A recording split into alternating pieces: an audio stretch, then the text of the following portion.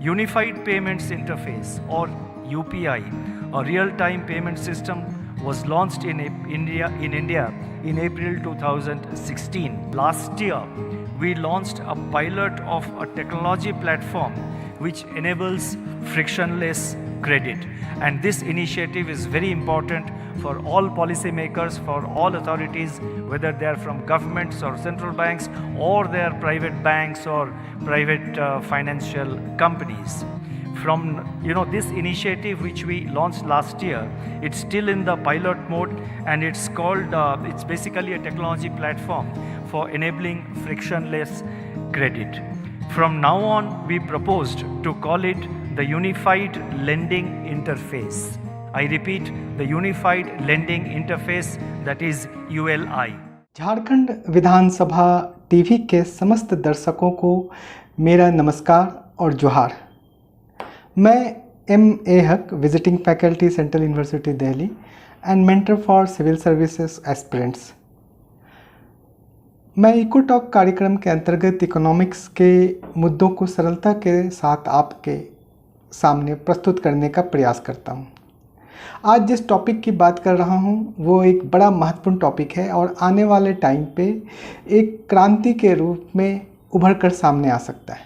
ये ठीक उसी प्रकार है जिस प्रकार आपने 2016 के पहले ये कभी नहीं सोचा था कि अगर मुझे किसी व्यक्ति को फंड ट्रांसफ़र करना हो बैंक के अकाउंट में, या मुझे किसी से फ़ंड लेना हो बैंक अकाउंट के माध्यम से, तो क्या बिना बैंक जाए हुए भी ये संभव हो सकता है। लेकिन जब यूपीआई यानी कि यूनिफाइड पेमेंट इंटरफेस का 2016 में आगमन हुआ, तो इसके बाद आप देखेंगे कि जो पेमेंट सिस्टम है वो इतना आसान हो गया कि अब आप 10-5 रुपये भी जो है यूपीआई के माध्यम से पेमेंट करते हैं या प्राप्त करते हैं। आपको किसी भी प्रकार के लेन देन के लिए बैंक जाने की ज़रूरत नहीं होती। आप अपने मोबाइल के माध्यम से ये सारी प्रक्रियाओं को बहुत ही आसानी से कर देते हैं। यानी ये ना केवल शहरी क्षेत्र में बल्कि दूर दराज के ग्रामीण क्षेत्रों में, ना केवल बड़े बड़े उद्यमों में बल्कि छोटे से छोटे आप कह सकते हैं दुकानदार, ठेला वाला, रिक्शा वाला, सब यूपीआई के माध्यम से पेमेंट का आदान प्रदान कर रहे हैं। इसी तरह की एक प्रक्रिया को आरबीआई के गवर्नर के द्वारा 26 अगस्त 2024 को लॉन्च किया गया, जिसका नाम उन्होंने यूएलआई दिया। यूएलआई का फुल फॉर्म होता है यूनिफाइड लैंडिंग इंटरफेस। क्या है ये? जिस प्रकार से आप यूपीआई के माध्यम से पेमेंट का आदान प्रदान करते थे, यूएलआई के माध्यम से आप बैंकों से उतनी ही सरलता से लोन प्राप्त कर सकते हैं। ये लोन की सीमाएं जिस प्रकार यूपीआई में आप 10, 20, 50 रुपया पेमेंट करते हैं, उसी तरह से यहाँ पर जो सीमाएं हैं वो सीमाएं भी बहुत छोटी और बहुत बड़ी हो सकती है। यानी आप 1000, 2000, 5000, 1 लाख, 10 लाख, 50 लाख, 1 करोड़, इस तरह के जो लोन हैं, ये लोन यूएलआई के माध्यम से बहुत सरलता के साथ अपने मोबाइल के माध्यम से प्राप्त कर सकते हैं। आपको बैंकों में जाकर के जटिल प्रक्रियाओं को संपन्न करने की कोई आवश्यकता नहीं है। इस प्रक्रिया को लागू करने के लिए 3 स्टेप को फॉलो किया गया, जिसमें से 2 स्टेप तो सरकार ने पहले ही सक्सेसफुली उसको लागू कर चुकी है। इसके अंतर्गत पहला ये था जिसे हम जैम कहते थे। जैम मतलब जनधन, ए फॉर आधार और एम फॉर मोबाइल। यानी जो आपका अकाउंट है, आपका जो बैंक अकाउंट है, वो आधार से कनेक्टेड है और साथ ही साथ आपके मोबाइल से कनेक्टेड है। दूसरा स्टेप ये था कि अब आपको उसका एक अगला कड़ी यूपीआई यानी कि यूनिफाइड पेमेंट इंटरफेस के माध्यम से आपको ये सुविधा दी गई कि आप किसी को भी पेमेंट बैंक टू बैंक कर सकते हैं और किसी से भी पेमेंट ले सकते हैं। इसका तीसरा कड़ी ये आता है कि अगर आपको बैंक से लोन लेना हो तो पहले आप क्या करते थे कि बैंक जाते थे, बैंक में विभिन्न प्रकार के मांगे गए दस्तावेज़ को आप प्रोड्यूस करते थे, बैंकों का अपना एक बैंकिंग चार्ज लगता था, एक बहुत लंबा प्रक्रिया, बहुत लंबा टाइम लगता था। और जब कई बार ऐसे भी होते थे कि जिस समय में आपको पैसे की ज़रूरत होती थी उस समय आपको पैसे ना मिलते, बल्कि जब वो चीज़ें जब पूरी हो जाती तब आपको पैसे मिलते, तो उस पैसे का कोई वैल्यू भी नहीं होता। अब ये सारे झंझटों से जो है वो मुक्ति मिलने वाला है यूएलआई के माध्यम से। यूएलआई में क्या होगा कि आपका पहले से डॉक्यूमेंटेशन जैम के थ्रू वेरीफाइड है, जिसमें सारे डॉक्यूमेंट्स है, आपका आधार है, आपका मोबाइल है, आपका अकाउंट नंबर है। हो सकता है कि आप किसी भूमि के बदले ऋण लेना चाहते हैं तो भूमि है, या किसी चीज़ के माध्यम से ऋण लेना चाहते हैं तो वो है। कई बार सरकार आपसे कहती है कि आपको कोई भी कोलेट्रल रखने की ज़रूरत नहीं है और हम आपको लोन उपलब्ध करा देंगे, तो ऐसी स्थिति में सरकार की गारंटी भी उस जेएम में है। अब इसके आधार पर सेंटर और स्टेट कई प्रकार के लोन उपलब्ध कराते हैं ताकि आप अपने स्वरोजगार तथा अपनी पर्सनल ज़रूरतों को भी पूरा कर सकें। उदाहरण स्वरूप आपने देखा होगा कि सेंट्रल गवर्नमेंट के द्वारा एमएसएमई या मुद्रा लोन उपलब्ध कराते हैं।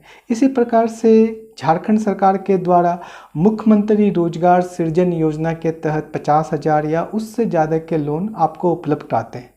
लेकिन जब आप बैंकों में जाते हैं इस लोन की मांग करने के लिए तो बहुत सारे डॉक्यूमेंट्स की ज़रूरत बताई जाती है और आप हतोत्साहित होकर के उस लोन का फ़ायदा नहीं ले पाते। इसका दुष्परिणाम क्या हो रहा है? इसका दुष्परिणाम ये हो रहा है कि भारत में बेरोजगारी जैसी समस्याएं जो हैं वो दिन प्रतिदिन बढ़ती जा रही है। सरकार बेरोजगारी और गरीबी के निवारण के लिए बहुत स्तर पे काम कर रही है। अगर आप केंद्र सरकार और राज्य सरकार की योजनाओं को देखेंगे और ख़ास करके कोविड के बाद देखेंगे तो इसमें दो तरह की योजनाओं को क्रियान्वित किया जा रहा है। पहला कि फिज़िकल कमोडिटी यानी कि आपको जो ज़रूरत की सामान है वो सरकार के द्वारा उपलब्ध करा दिया जाए, जैसे राशन है, जैसे आवास है, ये सारी चीज़ें। इसके साथ साथ आपको मॉनेटरी बेनिफिट भी सरकार टाइम टू टाइम पर देती है। जैसे आपने देखा होगा किसान सम्मान निधि है, उसी तरह से महिलाओं को दी जाने वाली मैया योजना है, इसी तरह से वृद्धा पेंशन योजना है, ये सारी चीज़ें। पर इन योजनाओं के माध्यम से एक लंबी यानी आप कह सकते हैं दीर्घकालीन समस्याओं का समाधान नहीं हो पाता। दीर्घकालिक यानी लॉन्ग टर्म समस्याओं का समाधान के लिए ज़रूरी है कि हम रोजगार को सृजित करें, हम स्वरोजगार बनाएं और लोगों को इस बात के लिए प्रेरित करें कि आप जिस क्षेत्र में जिस तरह का काम करना चाहते हैं उस तरह से काम करें। जब हम किसी भी बेरोजगार या किसी भी व्यक्ति को ये कहते हैं कि आप अपने मन के अनुसार अपना काम कीजिए या जो आपको अच्छा लगता है वो काम कीजिए, तो उसके समक्ष जो सबसे बड़ी समस्या होती है वो है पूंजी की। और पूंजी के लिए वो पूरी तरह से बैंकों के ऊपर निर्भर करता है। हमारा जो बैंकिंग सिस्टम है उसमें आप ये ज़रूर देखते होंगे कि जो बड़े बड़े कंपनी हैं, बड़े बड़े उद्यमी हैं, उनको तो बड़ा सरलता से लोन मिल जाता है। लेकिन इसके विपरीत जो हमारे छोटे उद्यमी हैं, सूक्ष्म उद्यमी हैं, उनको लोन मिलने में कठिनाई होती है। तो ये योजना जिसे हम यूएलआई का नाम दे रहे हैं, आरबीआई ने इसका नाम यूएलआई दिया, इसके माध्यम से किसान या स्वरोजगार या जो पर्सनल लोन भी है वो आपको बहुत सरलता से बिना कोई बहुत ज़्यादा डॉक्यूमेंटेशन किए हुए, बिना समय गंवाए वो आपको प्राप्त हो जाएंगे। डॉक्यूमेंट्स के लिए जैम है, उसी तरह से वो आपको यूएलआई के माध्यम से आपके बैंक अकाउंट में वो पैसे ट्रांसफ़र कर देंगे। आपको जिसका भी भुगतान करना है उसके आप यूपीआई के माध्यम से भुगतान कर सकते हैं। तो ये एक ऐसी परियोजना है जिस परियोजना से हर कोई अपने लिए लाभ प्राप्त कर सकता है, अपने लिए रोजगार प्राप्त कर सकता है, अपने लिए स्वरोजगार प्राप्त कर सकता है। इसके माध्यम से एक और बहुत महत्वपूर्ण बात होने वाली है कि कई बार हम ऐसा देखते हैं कि हमारे डॉक्यूमेंट्स का कोई दुरुपयोग करके लोन ले लेता है बैंकों से और नोटिस हमें आ जाता है जबकि हमने लोन नहीं लिया। तो इस पर भी जो है पूरी तरह से रोक लग जाएगी, क्योंकि आप आपका नाम से कोई दूसरा लोन नहीं ले सकता है, और अगर किसी ने फर्जीवाड़ा किया तो उसका रिकमेंडेशन यानी उस लोन के अप्रूवल के लिए आपके पास मैसेज आएगा और आप उस मैसेज को डिक्लाइन कर देते हैं। तो इस तरह से आप जो अननेसेसरी प्रॉब्लम में फंसते हैं उससे भी आपको बचाव होगा। इसमें एक चीज़ और भी बेहतर है कि जब भी हम देखते हैं कि जब हम बैंकों में लोन के लिए जाते हैं तो बैंकों के बैंक चार्जेस होते हैं कुछ 5%, क्या किसी बैंक में अलग अलग रेट है। साथ ही साथ कई बार बैंक कर्मचारी आपको लोन दिलवाने के एवज में कुछ रिश्वत की मांग करते हैं, और अगर आपने उनको रिश्वत नहीं दिया तो वो लोन आपका जो है वो विलंबित कर देते हैं। तो ये सारी प्रक्रियाएं जो है, ये प्रक्रियाओं से ULI के माध्यम से पूरी तरह से मुक्ति मिलने वाला है।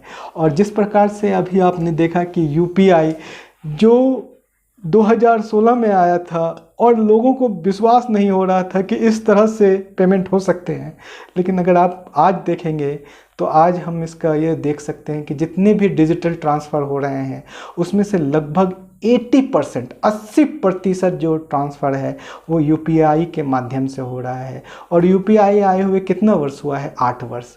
तो अगर हम ULI को भी अगले 4 या 5 वर्षों में देखेंगे तो जितने भी प्रकार के लोन है, चाहे वो आपका होम लोन है, कार लोन है, पर्सनल लोन है, बिजनेस लोन है, या और भी कई तरह के लोन हो सकते हैं, वो सारे के सारे लोन इतने इजी वे में अवेलेबल हो जाएंगे। जिस तरह से आप सब्जी वाले को 15 या 20 रुपया UPI के माध्यम से भेज देते हैं, ठीक उसी तरह से 15 या 20 हज़ार या 15-20 लाख या और भी धनराशि जो है आपके अकाउंट में बैंक के माध्यम से आ जाएंगे। और बैंकों को इसके लिए बहुत ज़्यादा जटिल प्रक्रियाओं को करने की जो है वो उस पर एक तरह से रोक लग जाएगी। तो ये एक ऐसा इन्फॉर्मेशन है जो हम सब के लिए ज़रूरी है, चाहे हम बिजनेसमैन हों, चाहे हम सरकारी कर्मचारी हों, चाहे हम किसान हों, चाहे हम युवा हों, चाहे हम स्व उद्यमी हों। ये इन्फॉर्मेशन सबके लिए एक समान रूप से ज़रूरी है। इसलिए आप इस इन्फॉर्मेशन को एक दूसरे के साथ शेयर कीजिए, कुछ कन्फ्यूज़न है तो वहाँ पे दूर कीजिए, और इस योजना को सफल बना करके ना केवल स्वयं सफल होइए, सक्सेस होइए, बल्कि अपने समाज और अपने देश को भी एक सक्सेस की राह में आगे बढ़ाने का प्रयास कीजिए। धन्यवाद। जय हिंद।